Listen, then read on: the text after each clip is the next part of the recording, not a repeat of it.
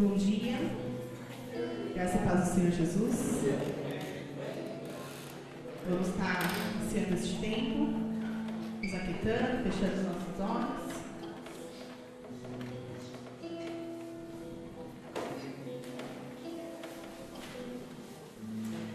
Querido Deus, obrigado, Senhor, por essa manhã, ó Pai, por podermos estarmos aqui reunidos em Teu nome, ó Deus, louvando e adorando a Ti, ó Pai.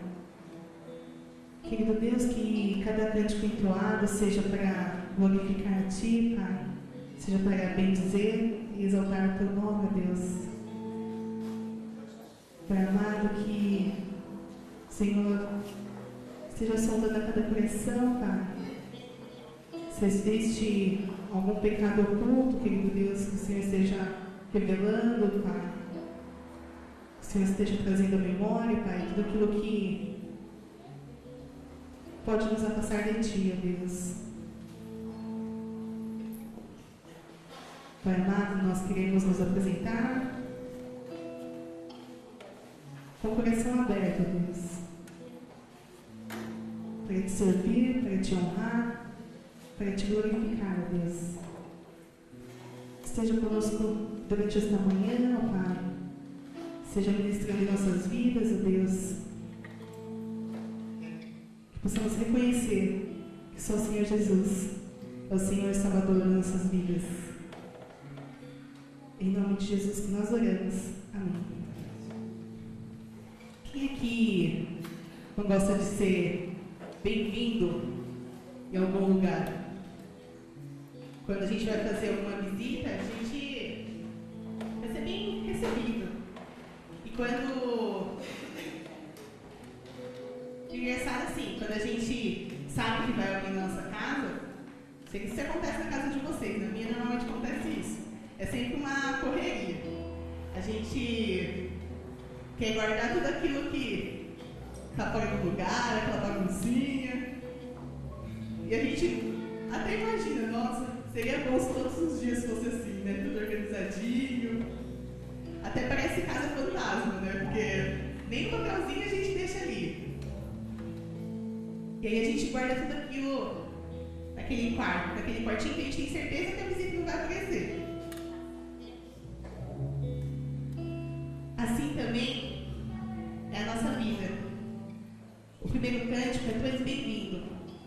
A gente vai estar convidando o Senhor Jesus para fazer parte desse culto, dessa manhã, para entrar nos nossos corações.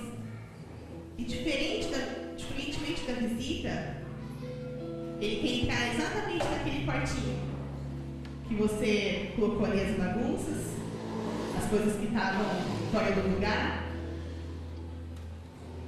E é ali que vai fazer a mudança.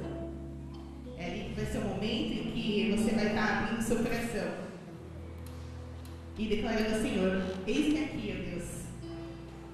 Sonda, Pai. Usa, Senhor, e faça segundo o Teu querer, ó Deus. Que nessa manhã, se você tem guardado aquela baguncinha nesse quartinho, que o Senhor entregue a chave, que você entregue a chave ao Senhor Jesus, para Ele fazer parte, fazer a limpeza ali total, invadir o seu coração e transformar segundo o querer dele. Amém?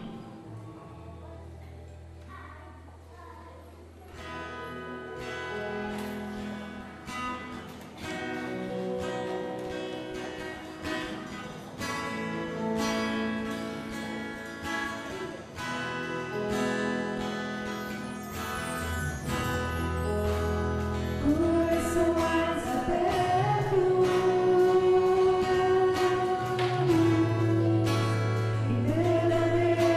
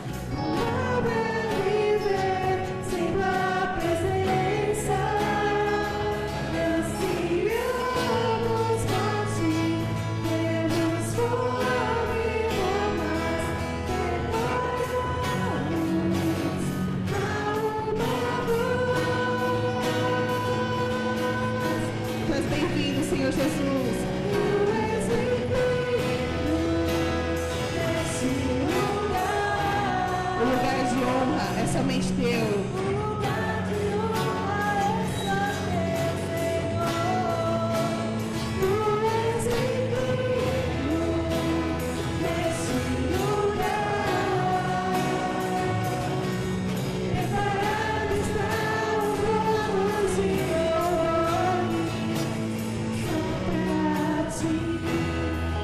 Nessa manhã, Pai, nós queremos reconhecer que não dá para viver sem tua presença, ó Pai.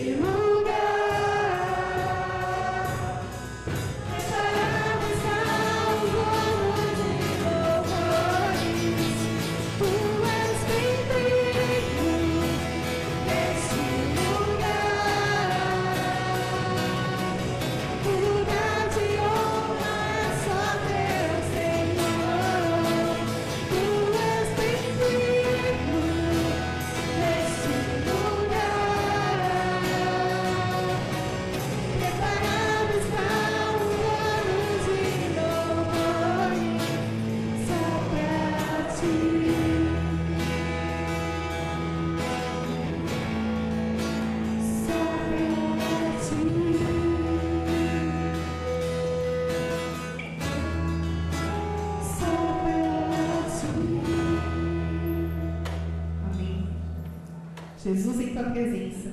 Reunimos-nos aqui.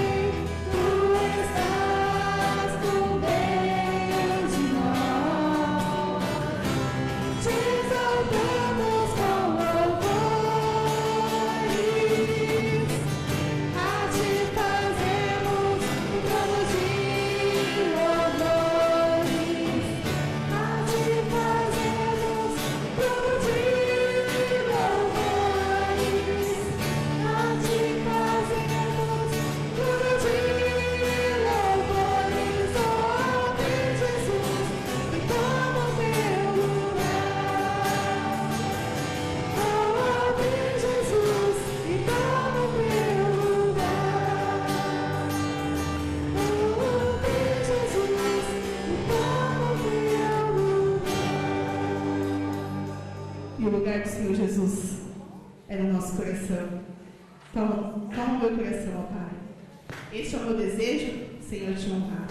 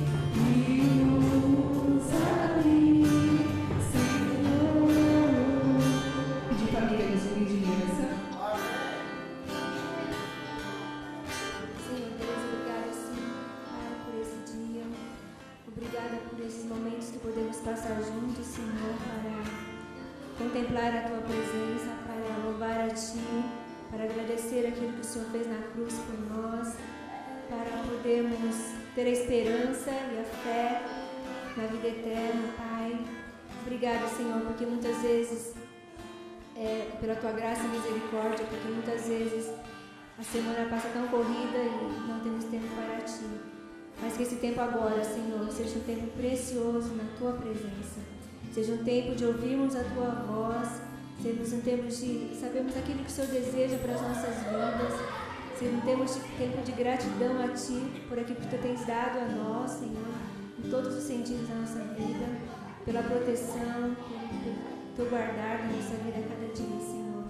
Pai, queria sim estar orando agora pela vida do Paulo, que vai estar dando a palavra, que o Senhor possa sim estar usando, Senhor, esse servo, Pai, ele possa ser sendo usado por Ti, Senhor, que possamos assim realmente entender aquilo que o Senhor deseja para as nossas vidas através dele, Senhor. Esteja também com a escola dominical, Pai, que aquele tempo lá também seja um tempo para eles de conhecimento, de reconhecimento daquilo que o Senhor tem sido na vida deles também, Pai. O grupo japonês também, Senhor, que seja com o pastor Paulo lá. Pai, dirige em todos os momentos, Senhor Deus. Queremos estar entregando esse tempo, em nome de Jesus. Amém. Podeis sentar? Bom dia.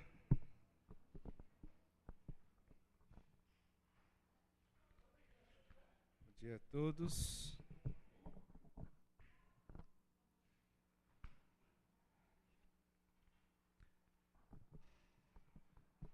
Vamos orar mais uma vez.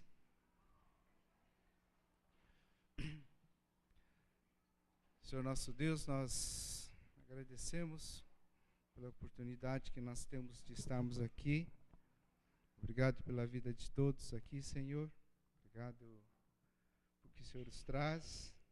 E o Senhor escolheu para estarmos aqui, para encontrarmos com alguém, para termos a oportunidade de ouvirmos do Senhor e de encontrarmos com servos teus aqui também.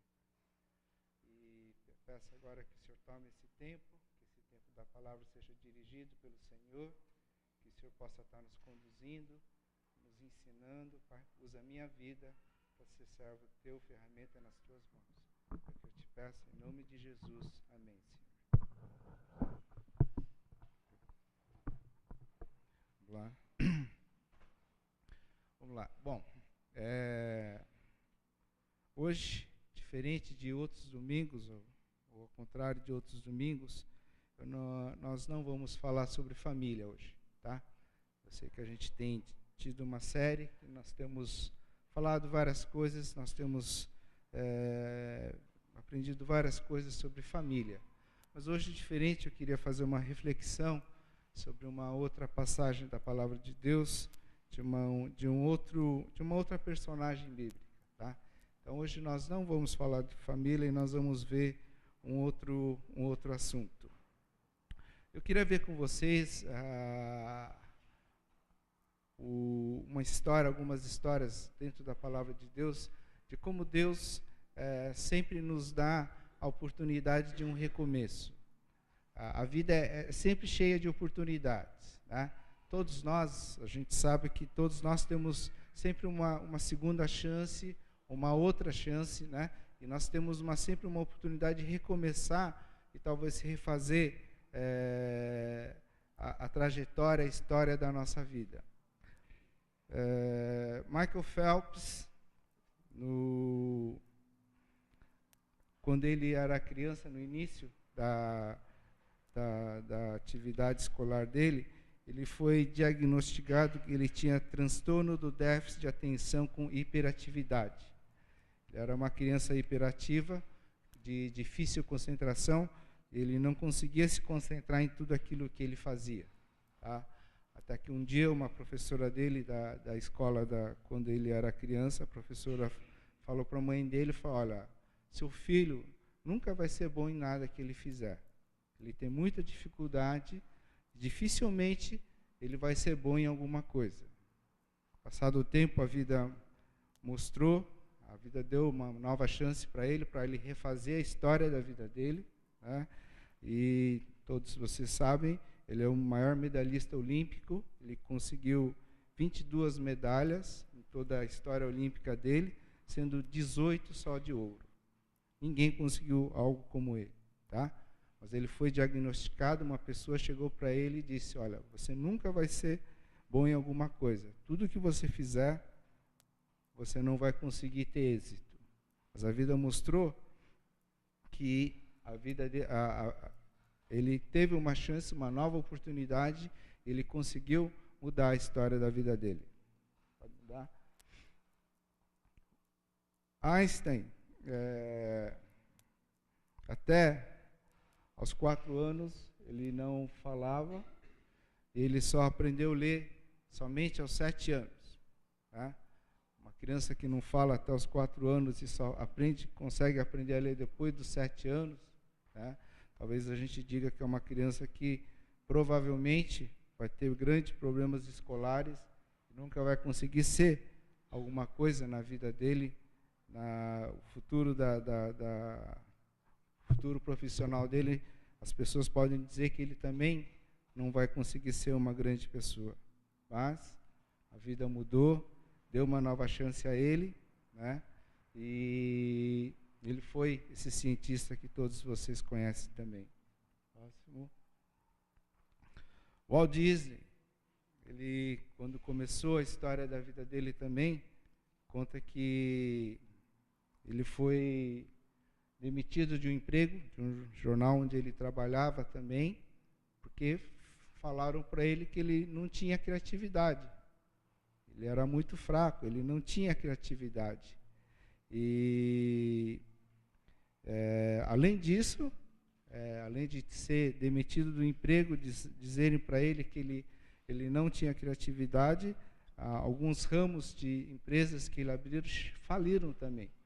Porque ele também, aparentemente, era alguém que não iria conseguir ter êxito naquilo que ele estava fazendo. Mas a vida também, com o passar do tempo, mostrou que esse diagnóstico também não estava de acordo. Né? Mais tarde, a Walt Disney ele forma a Disneylândia, a Disney World, a Walt Disney Corporation, não sei, né? E é a empresa de renome mundial que todos nós sabemos também. Tá? Michael Jordan também, quando começou a jogar basquete, ele foi, no começo, ele não passou naquelas peneiras sabe, as peneiras que tem nas escolas para selecionar os melhores jogadores. Michael Jordan também, ele não foi selecionado. As pessoas achavam que ele não tinha condição de ser um grande jogador de basquete. O técnico, o professor de basquete na época, não viu, achou que ele não tinha talento para ser um jogador de basquete. Mas mais tarde também, existe hoje até um livro do Phil Jackson, que foi o técnico dele no Chicago Bulls. Ele fala que o Michael Jackson é, sem dúvida, melhor hoje do que o Kobe Bryant, LeBron James, que são os ídolos do basquete hoje, pelo que ele fez dentro da quadra, por isso que ele é considerado ainda o melhor jogador de basquete. Mas também ele não passou numa seletiva, numa escola, na peneira que teve no grupo. Mas a vida deu uma nova chance a ele, a vida deu uma nova oportunidade e ele conseguiu também ser um grande jogador de basquete também. Se nós fôssemos, talvez, comentar de mais pessoas que nós sabemos, mais personalidades que nós lembramos agora, talvez todo mundo fosse falar, nós temos vários exemplos de pessoas que também as pessoas não acreditavam que ele iria ter êxito ou que não iria conseguir chegar a uma condição assim de ser o melhor. Mas a vida deu chance a essas pessoas, eles tiveram oportunidades, né, e conseguiram mudar a história da vida dele. Além disso, se a gente falar em personagens bíblicos, né, nós temos várias pessoas dentro da palavra de Deus, nós conhecemos vários personagens também, que também não tiveram um começo, digamos assim, bom, mas Deus deu uma nova chance a todos esses personagens para que eles fossem grandes heróis da fé que nós sabemos hoje. Exemplo de Moisés, né? Moisés foi um assassino, ele matou uma pessoa, ele se perdeu por 40 anos, mas depois de 40 anos, Deus pega, transforma ele. Nós temos a história de Davi. Davi também foi um adúltero, ele foi um assassino, ele errou em muitas coisas, mas também é um homem da fé, como nós sabemos. A história de Jacó, que nós vimos recentemente também, foi alguém enganador, usurpador, mas também a vida deu uma chance a ele, e ele conseguiu reverter, talvez, um diagnóstico que todos tinham de que ninguém iria ter sucesso. Então a gente vê que dentro da palavra de Deus também, nós temos vários exemplos de pessoas que tiveram uma oportunidade de mudar a história da vida dele. Então isso leva a gente a ter certeza e saber que Deus é um Deus que nos muda, que Deus é um Deus que nos dá sempre segunda chance, Deus nos dá uma oportunidade de reverter a história da nossa vida. É interessante quando a gente, às vezes, você encontra com uma pessoa assim, seus 40 anos assim, você vai perguntar o apelido dele, sei lá, e às vezes a pessoa fala, ele é o zoinho, né? Aí você olha para ele assim e fala, pô, mas não tem nada de zoinho na cara dele, né? Aí ele vai contar a história, que quando eu era criança, assim, tal, aconteceu isso, o meu olho era assim, aí o pessoal pegou zoinho, tal, né? Ou às vezes um apelido de pezão, né? Vai ver, a pessoa é normal, tal, mas aí vai falar, mas é que na minha infância, tal, o meu pé era grande, meus amigos me chamavam de pezão, esse apelido ficou, tá? E a gente vê que as coisas ficam gravados, né? Ou a gente caracteriza, a gente marca a pessoa, às vezes com alguns apelidos, mas Deus não marca isso. A partir do momento que Deus perdoa uma pessoa, a partir do momento que existe o perdão, Deus esquece isso e é uma nova pessoa diante de Deus. Tá? Então, Deus dá sempre essa chance, Deus dá sempre essa história de recomeço para que a gente mude essa situação ou alguma coisa negativa que fica marcado na vida das pessoas. Deus é um Deus que transforma, né? E é por isso, Deus não é um Deus condenador, Deus não é um Deus acusador, mas Deus é um Deus que reabilita, Deus é um Deus que transforma e dá uma nova chance a cada um de nós. Mas, para que a gente tenha e chegue ao resultado de ter esse êxito, ou de ser transformado, de chegar a ser uma outra pessoa, existe um processo.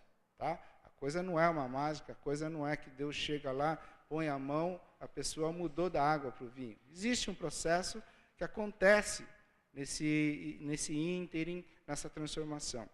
E nós vamos ver justamente esse meio, tá? Essa parte onde Deus atua, essa parte onde Deus toca, essa parte onde Deus mexe e transforma a vida das pessoas. E para isso, nós vamos basear na vida do profeta Elias. Tá?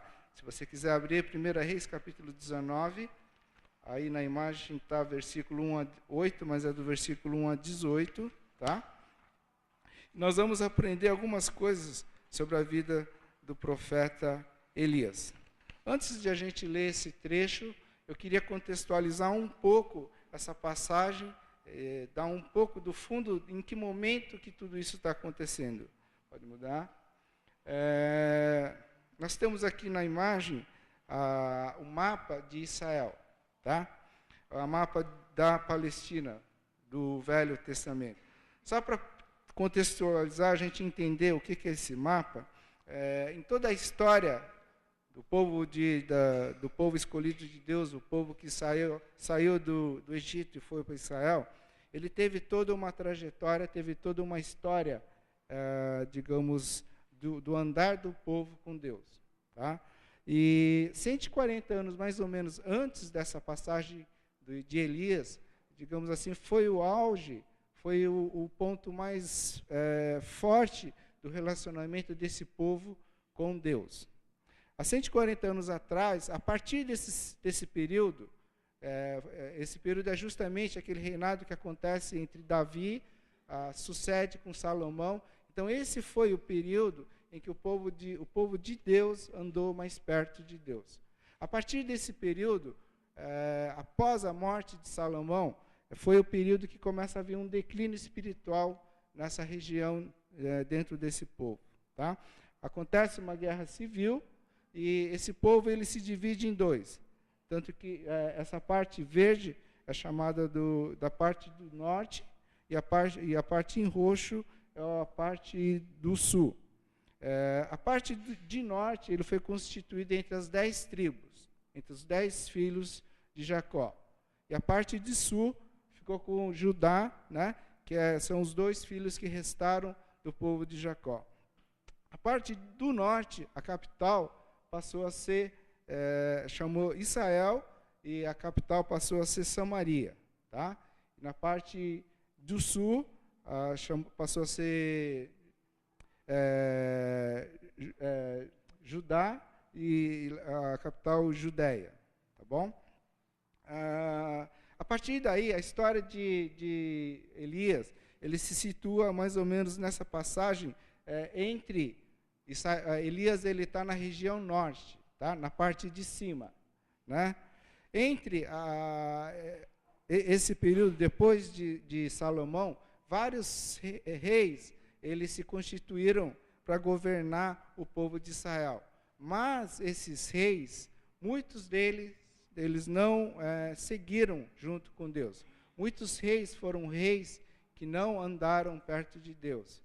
E talvez não, e o pior rei que Israel teve naquela época era Acabe e Jezabel. Acabe foi o pior rei, o rei que levou mais o povo de Deus para longe de Deus, né? E a sua esposa era Jezabel, que era também uma rainha que não conseguia, fez as piores coisas em relação ao povo de Deus. Existe até uma brincadeira, a gente falava antes assim que, em gozação, brincadeira, né?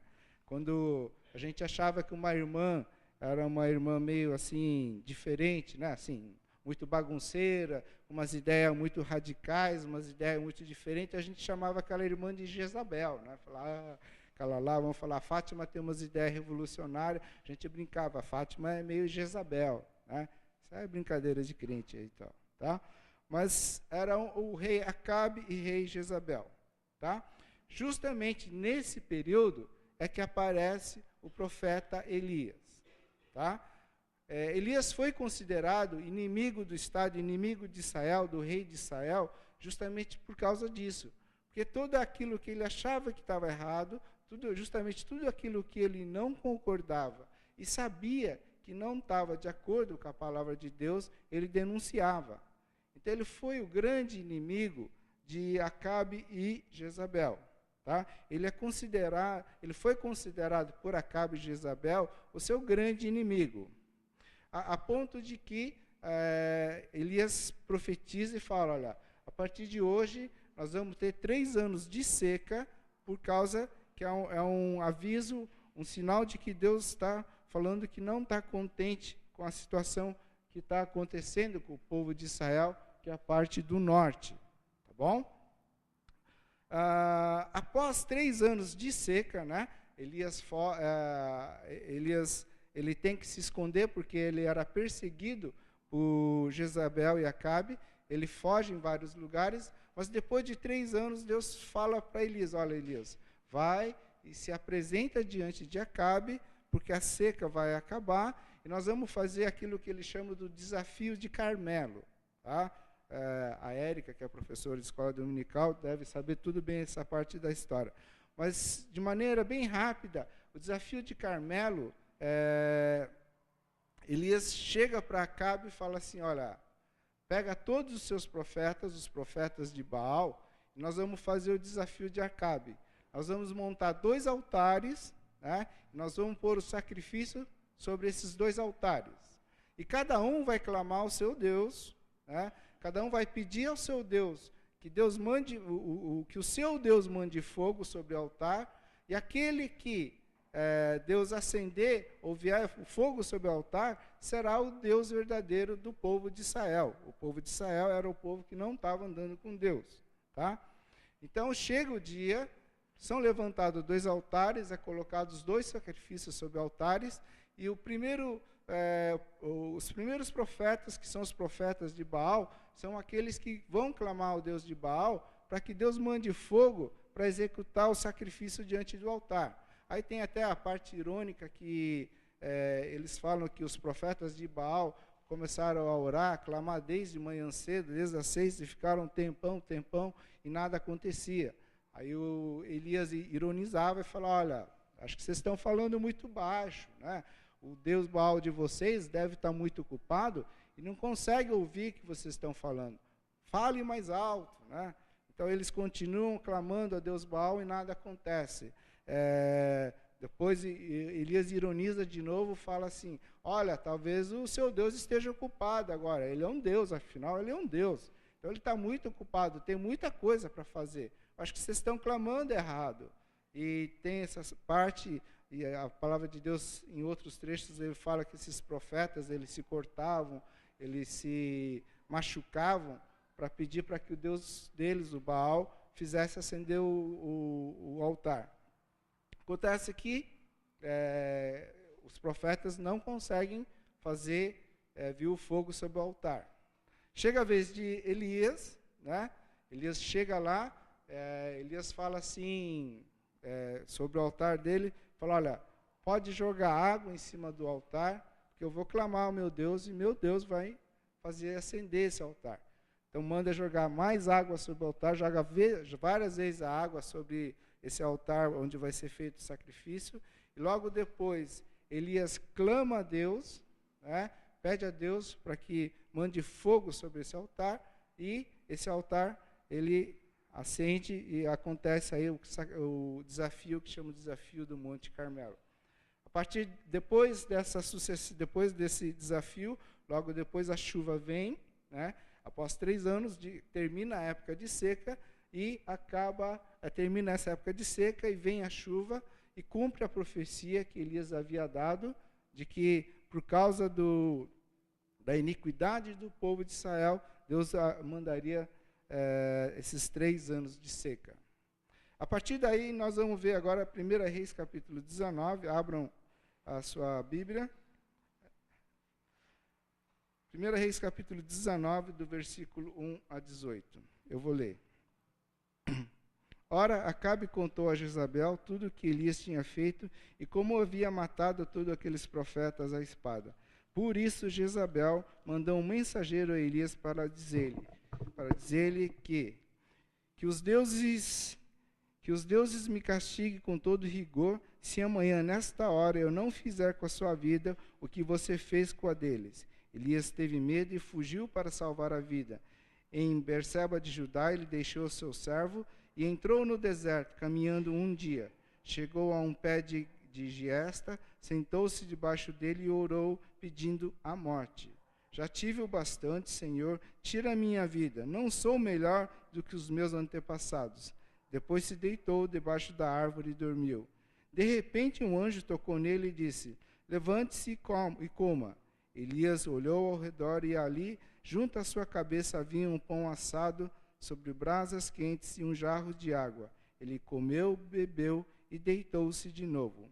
O anjo do Senhor voltou, tocou nele e disse, levante-se e coma, pois a sua viagem será muito longa. Então ele se levantou, comeu e bebeu. Fortalecido com aquela comida, viajou 40 dias e 40 noites, até chegar a Horebe, o monte de Deus. Ali entrou numa caverna e passou a noite. A palavra do Senhor veio a ele. O que você está fazendo aqui, Elias? Ele respondeu, tenho sido muito zeloso pelo Senhor, o Deus dos exércitos. Os israelitas rejeitaram a tua aliança, quebraram os teus altares e mataram os teus profetas à espada. Sou o único que sobrou, e agora também estão procurando matar-me. O Senhor lhe disse, saia e fique no monte na presença do Senhor, pois o Senhor vai passar. Então veio um vento fortíssimo que separou os montes e esmigalhou as rochas diante do Senhor. Mas o Senhor não estava no vento. Depois do vento houve um terremoto, mas o Senhor não estava no terremoto. Depois do terremoto houve um fogo, mas o Senhor não estava nele. E depois do fogo, houve um murmúrio de uma brisa suave. Quando Elias ouviu, puxou a capa para cobrir o rosto, saiu e ficou à entrada da caverna. E uma voz lhe perguntou: o que você está fazendo aqui, Elias? Ele respondeu: tenho sido muito zeloso pelo Senhor, o Deus dos exércitos. Os israelitas rejeitaram a tua aliança, quebraram os teus altares e mataram os teus profetas à espada. Sou o único que sobrou e agora também estão procurando matar-me. O Senhor lhe disse: volte pelo caminho por onde veio e vá para o deserto de Damasco. Chegando lá, unja Hazael como rei da Síria.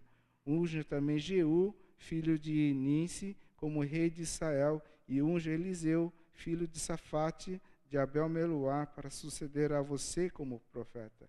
Jeú matará todo aquele que escapar da espada de Hazael, e Eliseu matará todo aquele que escapar da espada de Jeú. No entanto, fiz sobrar 7.000 em Israel, todos aqueles cujos joelhos não se inclinaram diante de Baal, e todos aqueles cujas bocas não o beijaram. Aconteceu que, depois que terminou esse desafio do Monte Carmelo, o resultado que aconteceu, aquilo que aconteceu com Elias, foi muito diferente daquilo que ele imaginava.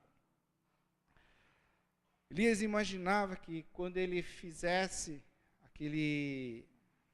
o altar acender, quando eles vissem que Deus tinha mandado fogo, Elias imaginava que depois daqueles 3 anos de seca, e quando depois da profecia que ele tinha feito, a chuva veio, na mente de Elias, aquilo que ele estava imaginando é que a partir daquela hora, todo o povo de Israel iria deixar de adorar o Deus Baal e iria seguir o Deus de Elias.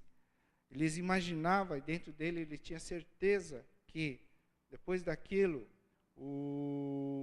Acabe e Jezabel também iriam se mudar e iriam seguir, a partir daí, o Deus de Elias. Mas o que de fato aconteceu foi justamente o contrário. Né? A partir desse episódio em que Deus faz acender o altar e Deus manda vir a chuva, ele desperta ainda mais a ira de Acabe e Jezabel, a ponto que ele passa a ser o alvo principal da perseguição de Acabe e Jezabel. E ele chega a um ponto e ele fala assim, tenho sido muito zeloso pelo Senhor, Deus dos exércitos. Ou seja, os israelitas rejeitaram a tua aliança. Né? Quebraram os teus altares e mataram os teus profetas à espada. Sou o único que sobrou. E agora também estão procurando matar-me. O problema de Elias, essa grande decepção de Elias, chegar no coração dele, e ele faz uma pergunta: será que valeu a pena? Porque ele está falando para Deus naquela época, naquela hora, e quando ele fala dessa forma, nesses 2 versículos 10 e 14, ele pergunta para Deus: Deus, valeu a pena eu ter sido fiel ao Senhor? Valeu a pena eu ter obedecido ao Senhor? Valeu a pena eu ter ficado escondido 3 anos no exército? Será que valeu a pena, Deus, eu ter enfrentado Acabe e Jezabel, chegar diante deles, desafiar? Para que adiantou tudo isso? Né? Por que depois de tudo isso que eu fiz, será que valeu a pena? Elias, nesse momento, ele tem um problema que a gente chama de expectativas imaginárias. É quando esperamos que Deus haja de uma maneira e as coisas acontecem de uma forma diferente. Tá? Ele faz a pergunta: por que essa coisa, por que isso só está acontecendo comigo? Só eu fiquei. Né? Só restou eu para ser perseguido por Israel, por Jezabel e Acabe. E existem situações, existem horas que a gente fala, né? Por que isso está acontecendo comigo, Deus? Por que só comigo é que acontece essas coisas? Por que o Senhor permite acontecer certas coisas comigo? Eu sou fiel ao Senhor, eu te sirvo, eu sirvo no ministério do Senhor, e por que essas coisas acontecem comigo. Eu conheço uma pessoa de São Paulo, que uma família, né? E a casa dela foi alvo assim de 3 assaltos mais ou menos seguidos. Por 3 vezes a casa dessa pessoa, eles foram assaltados assim. E o último assalto que aconteceu na casa dessa pessoa foi no final, agora na virada do ano, quando eles tinham saído, eles voltaram para casa e novamente tinham entrado na casa deles, né? E eu lembro que essa pessoa falava, puxa, né? Eles não são evangélicos, nada, mas eles falavam, puxa, por que Deus permite essas coisas? Por que justamente comigo, justamente com a nossa família tinha que acontecer isso, né? E eles são gente boa, tudo tal, e prestes a quase a se aposentar, preparando para um outro ciclo da vida deles, né? Onde eles tinham traçado uma sequência de ciclos e eles têm que mudar tudo isso. Eles tiveram que sair de casa, procurar um outro apartamento, foram mudar para outro lugar. E havia um questionamento grande dentro deles, por que Deus estava a permitir essas coisas acontecerem na vida dele, né? E às vezes nós passamos por isso também. Por que, Senhor, que algumas coisas acontecem comigo? Por que certas coisas acontecem só comigo também? Eu ia pôr um vídeo aqui, mas eu não consegui acertar direito, é um vídeo muito longo, mas conta a história de um pai que sai para caminhar no meio da floresta com o filho, né? E durante essa caminhada, no meio dessa caminhada, o filho é um bebê, um filho pequeno, e está no colo dele, eles estão passeando no meio da floresta, e durante essa caminhada, depois de um tempo, ele começa a chover com uma intensidade fraca, essa intensidade vai mudando, vai aumentando. E ele conta que o pai, ele tenta fugir da chuva, né, achar um abrigo para ele, e ele conta que cada vez mais a criança chorava, porque ele ficava impressionado com a chuva, com o barulho da chuva, a chuva incomodava a criança e ele estava incomodando o filho dele, né? E ele conta assim que naquela hora ele estava querendo fazer o filho entender que ele estava na chuva, mas estava procurando um abrigo para proteger a criança, né? Proteger o filho dele. E ele mostra muitas vezes isso, que às vezes nós estamos na chuva, Deus está tirando você da chuva, né? Mas você ainda tem que caminhar dentro dessa chuva para chegar num abrigo que proteja você, tá? E muitas vezes é assim, nós estamos na chuva e muitas vezes nós oramos para Deus, para que Deus acabe com a chuva, né? Nós falamos, Deus, eu quero que mude da chuva para o sol de repente, eu não quero continuar na chuva. Mas esse pai, ele fala, olha, foi interessante porque ele queria mostrar, o que ele estava fazendo com o filho, na verdade ele estava protegendo, levando o filho a um lugar assim, com abrigo, para que a criança ficasse segura, mas que ele tinha que ainda andar no meio da chuva até chegar lá. Existe aquela parábola das 2 casas, né? Do sábio que construiu a casa numa rocha firme e do tolo que construiu na areia, né? na terra fofa. E ele fala que a chuva caiu sobre as 2 casas. Muitas vezes nós, filhos de Deus, nós que temos fé, a gente interpreta essa parábola de uma forma diferente. A gente acha que nós construímos a casa sobre a rocha firme, o tolo construiu sobre a areia, né? Mas a chuva só caiu sobre a casa do tolo e não caiu sobre a nossa casa também. E Jesus, ele deixa bem claro, a chuva cai sobre as 2 casas, né? Mas a diferença faz no alicerce, naquilo que está embaixo. E Deus muitas vezes permite coisas que acontecem com a gente, né? Mas é como esse pai falou, às vezes a gente tem que andar na chuva até chegar no porto seguro. E existe esse processo. Mas nós muitas vezes queremos o contrário, nós queremos que Deus cesse a chuva e nesse instante mesmo ele vem o sol, tá? E Elias passava por esse problema. Elias estava com esse questionamento muito grande e falava, Deus, por que essas coisas estão acontecendo comigo? Então Deus tinha que tratar, Deus tinha que cuidar desse problema que Elias estava tendo. A primeira coisa que Deus faz uma pergunta. O que você está fazendo aqui, Elias? Quando Elias está naquela caverna, a primeira pergunta que Deus faz para Elias é: o que você está fazendo aqui? Se você vê mais tarde, se você tiver a oportunidade, leia em casa, você vai ver que toda a ação de Elias é uma reação a uma ordem de Deus. Tá? Então você vai ver que Deus falava: ó Elias, vá para tal cidade. Elias ia para tal cidade. Deus falava: ó Elias, vá para a casa daquela viúva. Elias iria para a casa daquela viúva. Deus falava: Elias, sai dessa casa e vá para uma outra cidade. Elias saía dessa casa e ia para uma outra cidade. Elias foi sempre assim. Ele era uma reação a uma ordem que Deus estava colocando. E nesse momento, onde Elias está agora na caverna, foi uma decisão própria dele. Ele decidiu fugir. Né? Ele decidiu sair, fugir, foi para o deserto, e do deserto ele vai se esconder numa caverna. Tá? E quando a gente tem essa fase de muitas crises, de que a gente faz muitos questionamentos, muitas indagações a Deus, talvez a primeira coisa que a gente aprende é que Deus faz uma pergunta. Deus fala com você.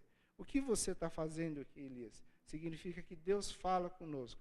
Quando a gente tem muito questionamento, quando a gente quer saber muita coisa, a gente só fala e só pergunta. Por quê? O que está acontecendo isso?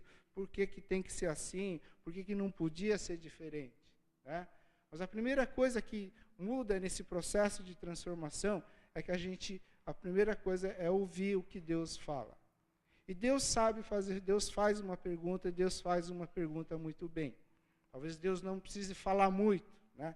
Deus não é um Deus que tem que falar bastante, mas Deus fala com a gente. E a primeira coisa é que a gente tem que ouvir a Deus. E o que Elias estava aprendendo naquela primeira coisa é que ele tinha que ouvir o que Deus queria saber, Elias tinha que aprender a ouvir a Deus. Por isso que a gente tem que orar bastante. Né? É interessante que oração parece mais um momento que a gente fala com Deus, e de fato é. Nós colocamos aquilo que nós temos dentro da gente, nossos pedidos, nossas adorações, nossas dúvidas, a gente coloca diante de Deus. Mas o momento de adoração, de oração, é o momento que Deus fala também. É o momento que a gente mais tem que talvez ouvir a Deus. Porque quando você ora e você está sozinho e você se prepara para estar orando, você é sincero. Eu imagino que quando você está orando, você é sincero diante de Deus. Porque você está só você e Deus. E não tem como você esconder alguma coisa diante do Senhor. Então você fala, você deixa de ser hipócrita, você deixa de fingir, você deixa de mostrar uma outra realidade, você se abre diante do Senhor. E naquela hora, o Senhor fala com Elias. Naquela hora, quando a gente ora, quando a gente coloca esses questionamentos diante de Deus, a primeira coisa é que a gente começa a ouvir a Deus também. Por isso é muito importante a gente orar, pedir ao Senhor, ter um tempo secreto com Deus, porque é um momento que Deus fala. Quando Deus fala, a gente tem que ouvir. A partir daí também, Deus fala outra coisa para Elias. Ele fala assim: olha, Elias, vai à frente, saia da caverna, porque eu vou me manifestar a você.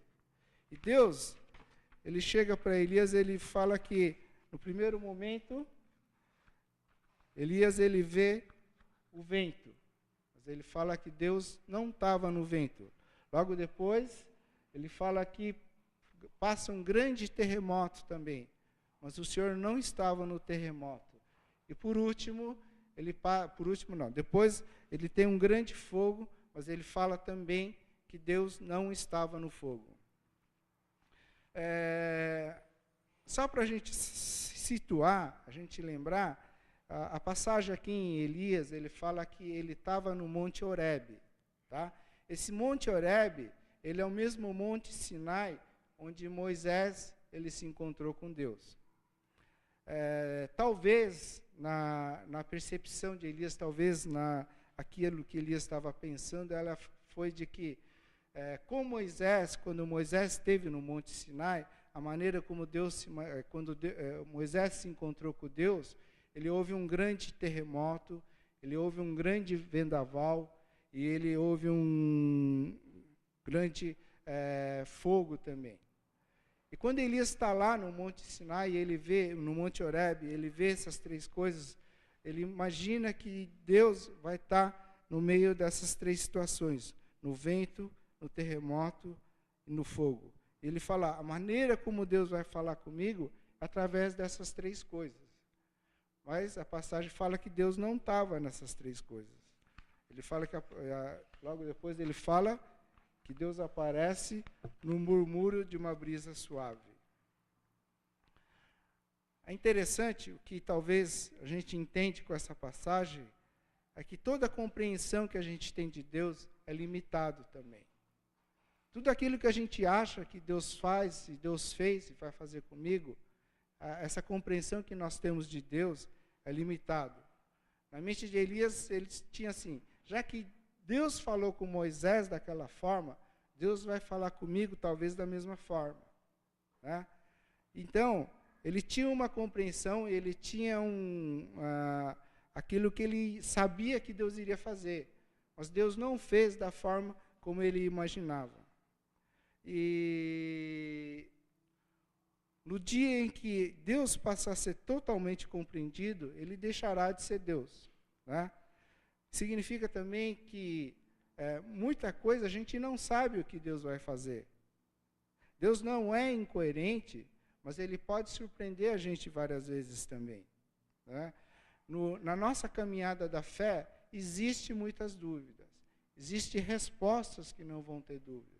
Porque se a gente sabe tudo, se a gente sabe, isso está acontecendo porque isso está acontecendo, porque vai acontecer isso, né? A gente não precisa mais ter fé. Você já sabe tudo. Né?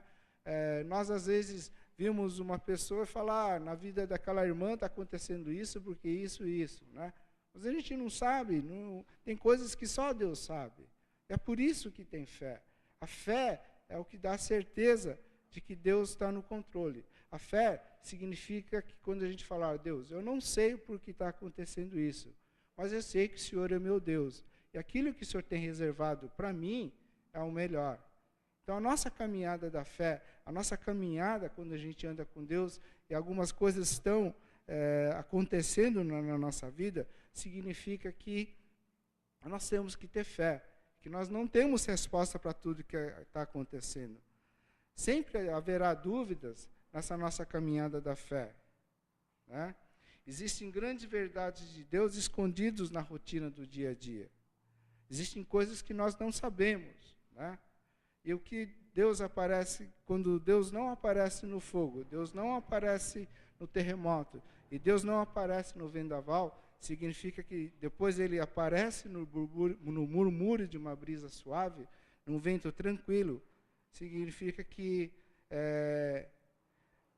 coisas que nem sempre são milagrosas, mas existem muitas coisas que não são milagrosas, mas são frutos de uma ação de Deus. Deus ensina a Elias que ele deixa de ser o profeta de grandes coisas, ele deixa de ser o profeta daquilo que viveu grandes coisas, ele vai ser o profeta agora que vai ver o Deus no murmúrio de uma brisa suave. Tá? Existe um texto que eu já li uma vez com você, tá? Ele chama Graça do Ordinário. Né? Eu já li uma vez com vocês, ele é do Ricardo Barbosa, e ele conta, ele escreveu um texto muito interessante, eu vou ler algumas coisas para vocês, e eu queria que me acompanhem no que eu vou ler. Ele escreveu num texto, ele diz assim, em alguma das minhas viagens é comum ouvir as pessoas me perguntarem, como é a sua igreja? A expectativa delas é ouvir relatos de fórmulas infalíveis de sucesso, mecanismos de crescimento, estrutura de gerenciamento, funcionalidade, etc. Minha resposta tem sido, minha igreja é uma igreja bíblica, como a maioria das igrejas que conheço. Há nela maledicência, intrigas, gente que adultera e muitos que insistem em não obedecer Deus a sua palavra. Como aqueles que oram, buscam uma vida de obediência e serviço, se arrependem, confessam, tornam-se ministros de reconciliação. É tão bíblico como era a igreja de Corinto ou de Éfeso. Ela não é diferente. As pessoas que ali se congregam, seus líderes e pregadores, todos vivem a mesma vida comum, com seus conflitos conjugais, crises pessoais, indefinições profissionais e dilemas espirituais. O problema que muitos cristãos enfrentam hoje é que estamos mais interessados em conhecer a vida das pessoas através das biografias narradas na revista Caras do que nas biografias narradas na Bíblia. A citada revista e muitos livros e periódicos evangélicos se ocupa com o que é clamoroso, extraordinário, fantástico. Mostra uma parte da realidade, certamente uma parte insignificante. São biografias de casamentos perfeitos, paixões intermináveis, sorrisos que atestam uma felicidade invejável. Igrejas bem-sucedidas, ministérios glamurosos, estratégias de crescimento dignas de exortação, cultos arrebatadores, igrejas maravilhosas. Essas mesmas pessoas que leem esse tipo de biografia não conseguem, quando entram na igreja ou leem a Bíblia, ver além do gramuloso, do extraordinário e do fantástico. Depois, ele tem um trecho, ele termina ele falando assim, ó. A igreja faz parte do que há de mais ordinário, mais comum e rotineiro na vida dos homens. Quando lemos a Bíblia, encontramos Deus agindo e transformando o homem dentro dessa realidade comum e ordinária. São histórias de festas, pescarias, conversas e encontros que faziam parte da rotina das pessoas. Certamente havia lugar para o extraordinário, o incomum. Há milagres, muitos deles na caminhada da fé. Mas a maioria dos milagres na vida cristã não tem a forma das grandes intervenções divinas. Estão escondidos nos episódios comuns, nas situações onde experimentamos o medo, a rejeição, o abandono e a traição. Nos amigos que nos desapontam, no filho adolescente que desafia e protesta. No casal antigo de longos anos que enfrenta a amargura do divórcio. Encontrar a vida em Cristo nesses lugares e cenas comuns é ser transformado por Ele e provar o milagre de ser reconciliado à sua imagem e semelhança. O que ele fala é que a igreja dele não é uma igreja de milagres, não é uma igreja que tem grandes manifestações, não é uma igreja que tem culto arrebatador, não acontece nada disso na igreja dele. Mas é uma igreja bíblica, uma igreja normal, formada por pessoas normais. Mas que nem por isso, nem pelo fato da igreja ser assim, não acontece a intervenção de Deus, não acontece a presença de Deus, não acontece a vida de Deus na vida dessas pessoas.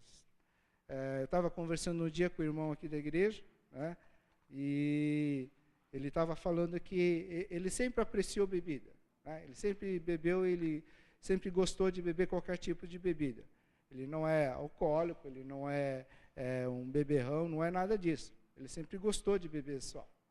E ele disse que uma vez ele sentiu que Deus estava falando com ele que era hora de ele mudar. Que ele tinha que deixar a bebida e que iria ser melhor para ele, para a família dele. Ele falou que foi uma decisão, que Deus falou e ele decidiu que iria ser assim. E que desde então, ele tem buscado o Senhor, e através do Senhor ele deixou a bebida de lado. Tá? Não houve, não aconteceu, muitos talvez não sabem daqui disso, mas não aconteceu nada, não aconteceu anjos aparecendo, não aconteceu nada de extraordinário. Mas nem por isso deixou de haver a manifestação de Deus na vida dessa pessoa. Então, Elias, ele estava acostumado a ver só grandes milagres na vida dele. Se você vê a vida de Elias antes, ele tem uma passagem que dizem que Elias, com exceção de Jesus, foi aquele que talvez mais viu milagres na vida acontecendo. E ele teve a passagem que ele multiplica a porção de azeite, farinha na casa da viúva. Ele tem a situação em que ele cura, ele ressuscita o filho dessa viúva também. Então ele estava muito acostumado com isso. E Elias só enxergava Deus, talvez, em grandes situações, em grandes coisas acontecendo na vida dele. Então, Elias também imaginava que a manifestação de Deus iria acontecer num grande terremoto, num grande vendaval, num grande clamor de fogo que iria haver. Mas Deus apareceu no murmúrio de uma brisa suave. Tá? Então, a manifestação de Deus, ele não é, a gente só quer enxergar Deus, talvez quando acontecem grandes coisas, muita mudança, né? muito barulho, muita coisa acontecendo. Mas Deus, muitas vezes, e principalmente na rotina nossa, desse nosso dia a dia, Deus fala muitas vezes no nosso silêncio também. Ele fala nesse nosso dia a dia, Ele fala muitas vezes nessa nossa rotina. E nós temos, assim como Elias tinha que aprender a ver a Deus, nessa rotina do dia a dia. Tá? Então Deus estava transformando, mudando Elias de um homem que estava acostumado a ver grandes manifestações, para um homem que iria enxergar a Deus em coisas simples também. Mais à frente, né, Deus dá uma ordem simples a Elias. Ele fala assim: unja Azael, unja Jeú e unja Eliseu. Ungir para um profeta é talvez a coisa mais simples, né? É o básico, o nível 1, né? A Edilene gosta de jogar um jogo lá que chama, como é que chama lá? É isso aí, né? A Edilene é campeã nesse jogo aí. Que nível que você está, Edilene? 147, é o nível dela, né? Mas ela começou no 1, tá? Então, quando você começa num jogo, você começa no nível 1. E para um profeta, ungir era o nível 1, era o básico, tá? Ele estava começando. Qualquer profeta que entra numa escola de profeta, a primeira coisa que iria aprender a fazer é ungir. Ungir significa escolher alguém, investir alguém de autoridade para a realização de uma missão. Deus estava dando a Elias uma missão muito simples, tá? Que era basicamente ungir 3 pessoas: Azael, Jeú e Eliseu. Tá? Além disso, Deus dá uma informação muito simples para ele também.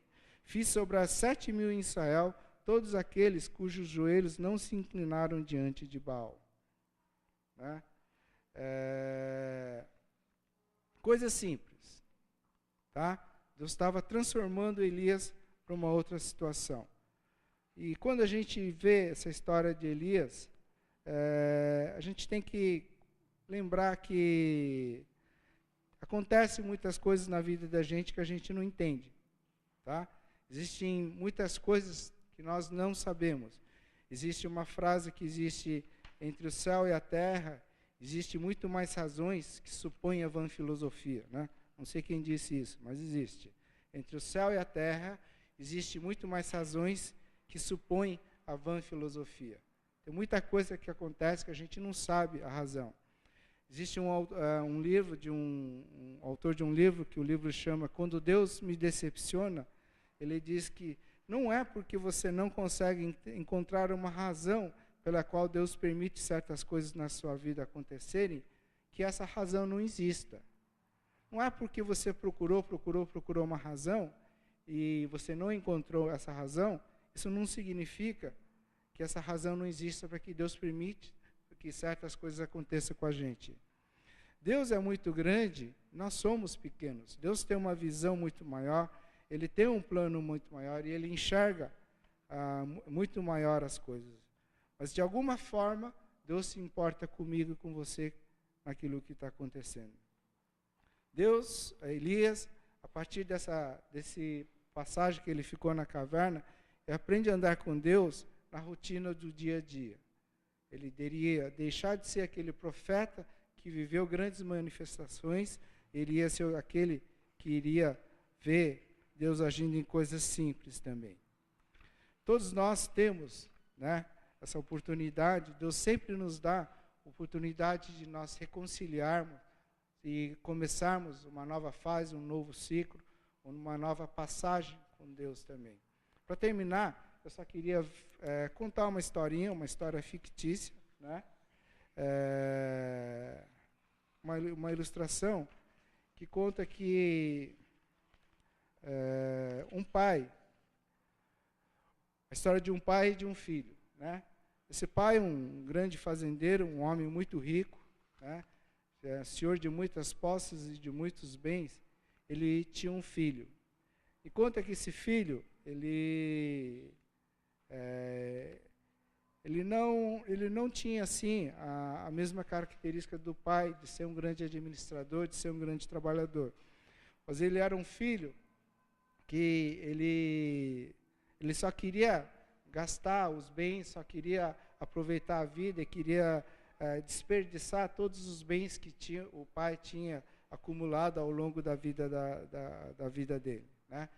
E o pai sempre falava para o filho: olha, filho, você está fazendo tudo errado, né? Essas pessoas com quem você vive e faz as suas farras são pessoas que não são seus amigos, são pessoas que estão com você somente por interesse, para desfrutar daquilo que você tem e você pode dar a eles. E por várias vezes o pai deu esse conselho e o filho falava: pai, você está tudo errado, você não entende as pessoas, você não sabe, né? Eu sei, eu sou uma pessoa formada e sei o que está acontecendo comigo, né? E por várias vezes o pai falou e o filho não entendia. Chega um certo momento que o pai chega para os funcionários e fala para os funcionários construírem um pequeno celeiro no fundo da fazenda, né? E no fundo da fazenda esse pai ele constrói uma forca. Ele faz uma forca lá, o próprio pai constrói a forca, né? E depois que termina essa construção, ele constrói essa forca toda, esse pai chega para o filho e fala assim: olha, filho, eu sempre estou falando para você, eu sempre estou querendo que você entenda, né, que se você continuar assim, você vai perder tudo e você vai ficar sem nada. As pessoas que hoje você considera seus amigos, um dia vão te deixar porque você não vai ter nada, né? E o pai fala: não é que eu gostaria que isso acontecesse, mas que com certeza é o que vai acontecer com você um dia. E eu quero que, quando isso acontecer, embora eu não queira que aconteça, mas quando isso acontecer, eu quero que você venha nessa forca, né, coloque essa corda e se enforque. Que seja a única coisa que você vai fazer e vai lembrar ao longo de toda a vida daquilo que eu te falei. Passado o tempo, esse pai falece e o filho fica sozinho e realmente o filho ele perde tudo, tá? Todos os bens, toda a fortuna que o pai tinha acumulado ao longo da vida dele, esse filho perde. E quando ele está no fundo do poço, ele não tem mais nada, ele vê aquele celeiro no fundo, né? E ele lembra das palavras do pai que tinha falado que ele deveria ir lá e ele deveria se enforcar. E o filho vai, ele entra no celeiro e naquela hora ele reconhece, fala: pai, ele lembrou das palavras do pai e falou: pai, realmente o senhor tinha razão, aquilo que o senhor não gostaria que tivesse acontecido comigo, aconteceu. Eu nunca dei ouvidos ao senhor, e a última coisa que eu vou fazer na minha vida foi o último pedido que o senhor fez para mim, e que era para que eu me enforcasse. Ele coloca a corda no pescoço, ele prepara-se para se enforcar, e quando ele põe a corda, ele se atira da cadeira, ele sente o tranco da corda, mas logo depois, a barra que sustenta a corda, ele se quebra e o filho cai no chão. E quando ele cai no chão, cai sobre ele também, ele cai porque o cano que estava sustentando a corda era um tubo vazio de madeira. Então, com o peso, a madeira se rompe e cai sobre ele um monte de joias, moedas, peças de ouro, tal. E cai também uma carta que o pai escreveu, e ele fala assim: essa é a sua nova chance, eu te amo muito, tá? Então, significa que o pai sabia que isso ia acontecer e a vida estava dando a ele uma nova chance de recomeçar de novo, para que ele não errasse mais, tá? É uma história, né, uma ilustração, para que a gente pense que Deus sempre ele tem uma nova chance para a gente também, Deus sempre tem uma nova oportunidade. Quando a gente clama o Senhor, a gente reconhece os nossos erros, e a gente busca Ele, Deus dá uma nova chance também para que a gente se acerte. Isso não quer dizer que vai cair joias, fortunas, né? Mas Deus dá a chance de você se livrar da amargura, se livrar da culpa, se livrar do rancor, se livrar daquilo que talvez te faz mal, para que você tenha uma nova chance de se acertar, tá? Então, que quando a gente vê essa história de Elias, a gente sempre lembre, né, que Deus é um Deus que tem um processo todo na nossa vida. Na nossa caminhada da fé existe muita dúvida, tá? Muitas respostas que nós não temos e não sabemos.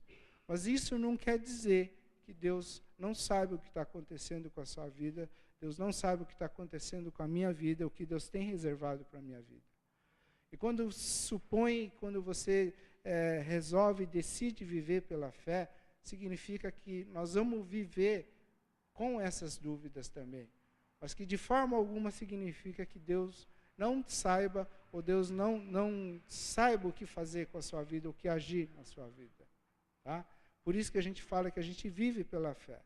Porque a gente não sabe a resposta hoje, mas nós sabemos e temos certeza de que temos um Deus que se importa e cuida da gente também. Tá bom? Vamos orar.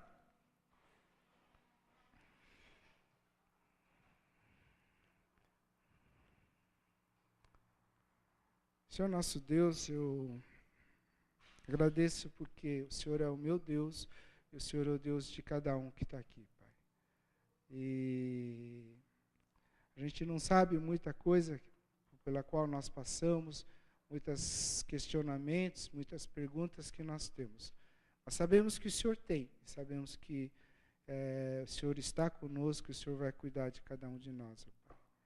Eu peço que durante essa semana, durante o nosso dia a dia, a gente aprenda, eu quero aprender, Pai, que nós aprendamos a ver a manifestação do Senhor na rotina nossa, Pai, no nosso dia a dia, Pai Deus. Porque o Senhor não é um Deus que só age no extraordinário, o Senhor não é um Deus que só age no incomum, no diferente, Pai. Mas o Senhor é o Deus que manifesta no nosso dia a dia, nas coisas simples da nossa vida. O Senhor está cuidando de nós sempre, Pai. Eu te agradeço por isso, que o Senhor sempre está conosco, porque a gente pode clamar ao Senhor, que a gente pode falar com o Senhor, e porque o Senhor fala conosco também, Pai. Nós te agradecemos e pedimos em nome de Jesus. Amém, Senhor. Pode levantar, vou chamar... Manda.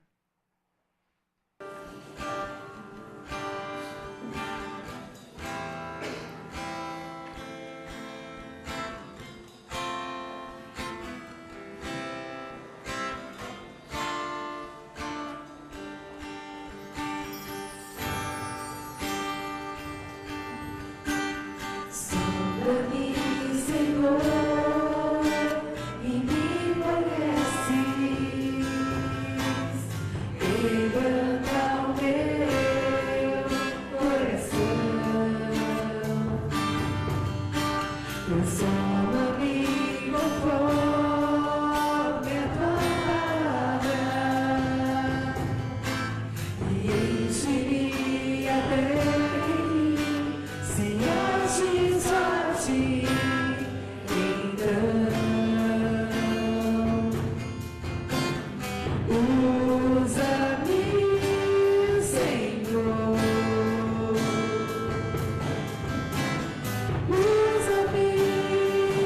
como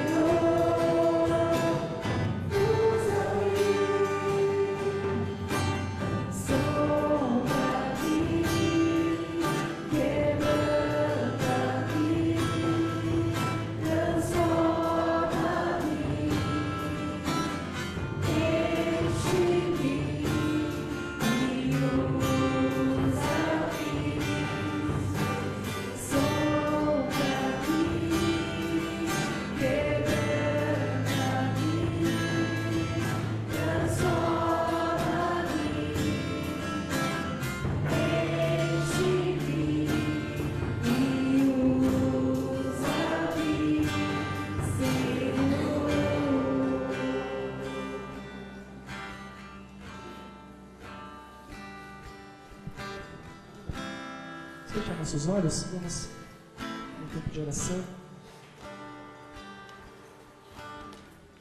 Eu sei que você tem muita pressa naquilo que você está orando e buscando de Deus. Talvez você está pensando que está demorando demais a resposta. Mas Deus tem um tempo certo de todas as coisas. A palavra de Deus diz assim, que eu esperei pacientemente do Senhor. E quando nós não esperamos com paciência, esperando o tempo de Deus, muitas vezes podemos perder a bênção.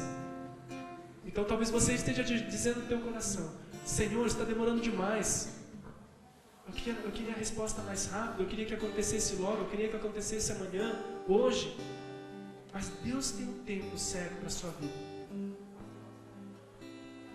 E eu sei que talvez você tenha no coração muitas coisas que Deus está falando para você fazer. E muitas vezes a resposta está demorando porque está faltando o nosso primeiro passo. A gente fica esperando que Deus faça as coisas que outras pessoas façam. Mas muitas vezes é necessário que você dê o seu primeiro passo. Você pode ter o seu tempo de oração agora, você com o Senhor.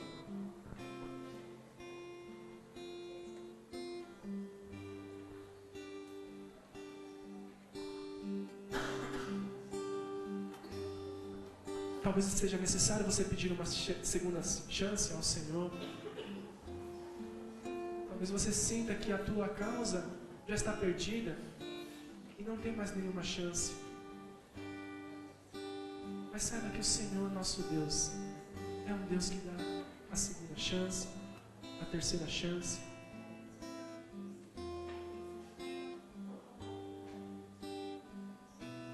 Então, se você está desanimado e achando que não vai ter mais jeito, confia e espera no Senhor,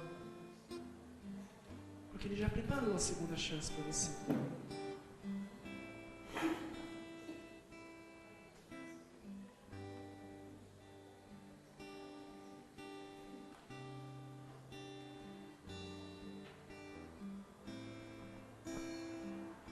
Senhor nosso Deus, queremos te agradecer, porque o Senhor é Deus tão misericordioso.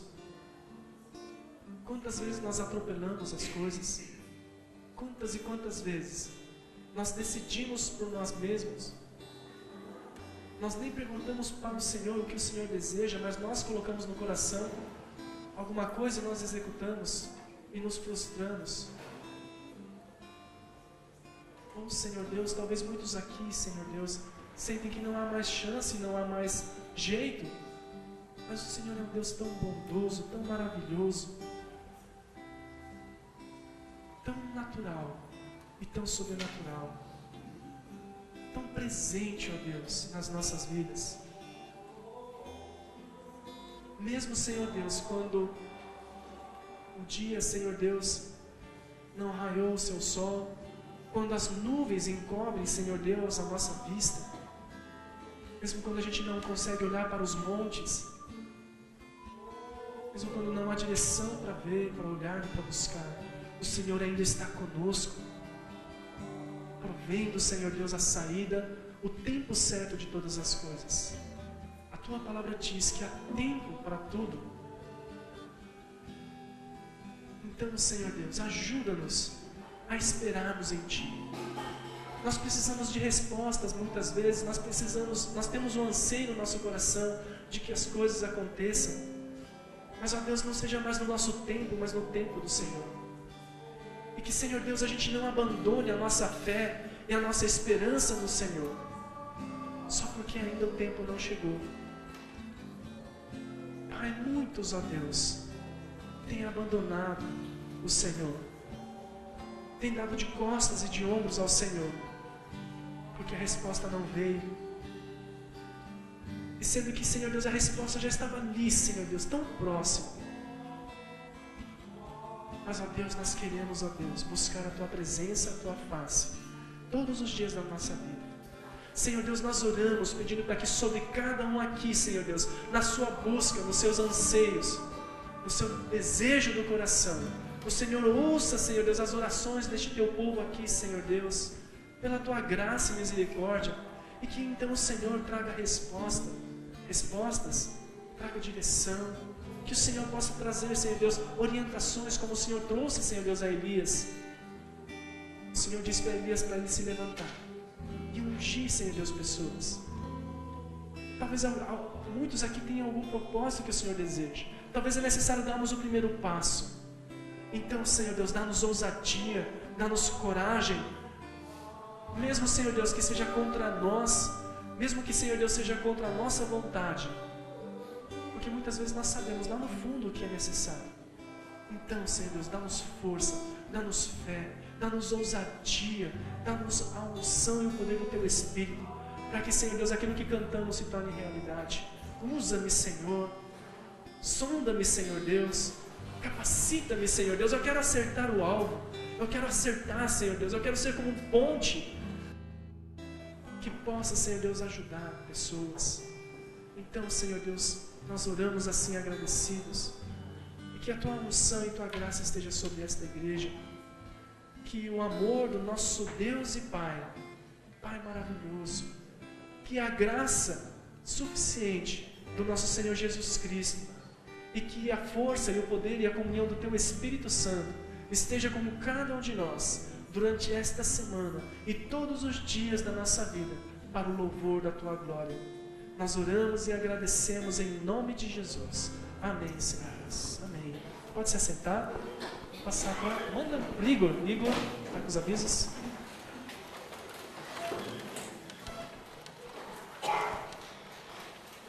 Bom dia a todos, paz do Senhor. Após o culto nós teremos a aula de canto, então o pessoal que participa. Teremos também a classe dos primeiros passos, com o Zé Antônio e a Raquel. Depois tem a classe Paulo, tem a classe Paulo também com o Vanderlei. A classe dos primeiros passos, para quem ainda não conhece, é uma classe que fala sobre os fundamentos da nossa fé. Então quem quer conhecer um pouquinho melhor, a classe dos primeiros passos é o caminho. E a classe Paulo já é não é mais arroz e feijão, já é uma feijoada, uma dobradinha. Assim. Então, se você quer se aprofundar um pouco mais, Vanderlei. Sexta-feira agora nós teremos o Happy Hour, é um ponto um pouco mais contraído, então estão todos convidados. Nesse dia também teremos a consagração da Amanda, que é filha da Silvia, que está lá em cima. Então ela convida a todos para poder participar desse momento. Teremos também o jantar de casais, está chegando, é dia 8 de junho, né? Então quem ainda não se inscreveu, não perca esta oportunidade. Fala com a Emília, tem 19 convites ainda, o valor é R$80. Nossa, R$80! É um abuso. Na verdade, a igreja está subsidiando boa parte desse valor, então assim, tem todo o aluguel do salão e tudo mais, então a igreja está investindo para que o máximo possível de pessoas participem. Então faz aquela cursinha, mulheres, fala no cangote do marido, faz assim nele, não vai, ele aceita. Quem também quiser ajudar com alguma prenda para a gente poder sorteá-la no dia, fala com a Tati? Fala com a Amanda. E também, quem quiser ajudar trazendo algum quitute, alguma coisinha para poder ser vendida para ajudar nos custos para custear o evento também com a Amanda. Estamos terminados. O senhor gostaria de dar uma palavrinha.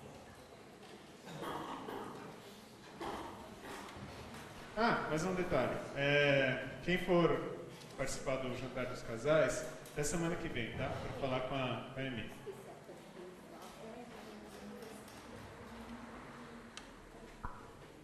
Graças e paz. Agora há pouco, chegou um moço aqui, sentou aqui na frente, todo mundo da igreja observou, né? Quando aparece uma pessoa dessa, é para a igreja não desprezar as pessoas, né? Essa pessoa, ela saiu de casa hoje, e ele estava com a família, e ele estava perturbado. E a família não aguentava. Então ele saiu, mais ou menos assim, solto. Aí ele chegando aqui, ele sentou aqui na frente, eu vim, sentei ao lado dele, e ele louvava também. Ele estava louvando. E ele também, ele batia palma para Jesus. Então ele naquela maneira de ele ser, ele estava buscando Jesus. E ele queria Jesus, mas não sabia. Mas, ao mesmo tempo, ele bebia, fumava, ia se drogava, porque o cheiro estava muito forte. Então, aí eu cheguei e falei, ele terminou o louvor e convidei para ele, você quer uma oração? Você quer dar um tempo? Ele falou, eu quero. Então vamos lá no fundo. Vamos. Aí nós fomos lá. Aí eu pedi ao irmão Milton para estar acompanhando. E chegando lá, conversei, qual é o seu nome? Meu nome é Henrique. Henrique, que nome bonito. Então, ele estava procurando algo. Ele está precisando de alguma coisa acontecesse. Ele não estava aguentando nem com ele e a família não estava aguentando. Então, a igreja existe para isso. A igreja é para estar libertando, curando, abençoando. Nós ouvimos, alimentamos. Então, essa última música que a gente está fazendo, usa-me, transforma-me, renova-me. Então, essa pessoa também, ele queria ser renovado, mudado, transformado. Aí, quando eu cheguei lá, eu quero R$1. R$1. Mas por que R$1? Para mim, eu bebi. Olha que situação dele. Mas por quê? Eu tenho sede. Eu tenho sede. Mas, você que não quer outra coisa, a igreja, aqui é uma igreja, não dá dinheiro. Aqui é para mudar, transformar, ajudar você a curar, libertar de tudo isso que você está tendo sede. Então vamos orar? Não. Não quero. Eu quero. Então ele tinha resistência. Eu não quero, isso, não quero. Então teve lá. Então eu propus para ele, você não quer ajuda? Jesus quer ajudar você. Você quer ajuda? Ele falou, eu quero. E ele até lá, ele estava eufórico, ele estava agitado, tudo lá. Então, agora fecha os olhos. Que Jesus vai ajudar você. Eu vou orar por você. Eu vou orar por você. E no momento que eu orei com ele, antes eu já tinha ungido ele, quebrado todo o jogo do mal. Aí, quando chegou lá, ele começou a fechar os olhos. E quando terminou a oração, ele já quietou. Aí fechou os olhos e não abriu os olhos. Não abriu. Aí depois ele chegou lá, e começou a dormir. Aquietou. Aí depois ele abriu os olhos assim, e eu e o irmão Milton lá, estavam observando quietinho. Então, e aí, como é que está? Ele aquietou assim, agora você vai embora para casa. Junto da mamãe. Tá bom? E você vai descansar. Você já recebeu a bênção, Jesus está trabalhando com você. Então, é muito importante, as pessoas estão com sede de bebida, isso. E ao mesmo tempo também está com sede de Deus. E muitas vezes perde a oportunidade. Então eu gostaria que, agora nesse instante também, orar por ele. Ele foi embora agora, para a casa dele. Que Jesus também visite a casa dele, a mãe, a família. Então vamos abaixar a nossa cabeça, vamos orar por ele. Eu pedi para a igreja levantar e colocar a mão como fosse na casa dele. Senhor, essa aqui é a tua igreja, Senhor.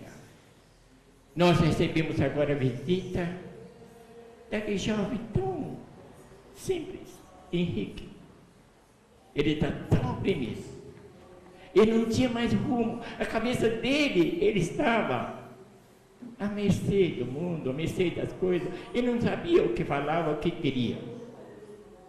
Ele tinha muita sede, Senhor, de bebida, de fumar. O corpo exigia, pedia. Mas quando eu oferecia, ele sempre as coisas, ele falava não, ele tinha muita resistência. Mas quando eu disse que Jesus pode ajudar você, você não quer esta ajuda de Jesus? Eu quero. E quando eu falei que, então esse quero que eu disse, nós oramos. E o Senhor aquietou. E agora ele foi embora. Ele está indo em sentido à casa dele.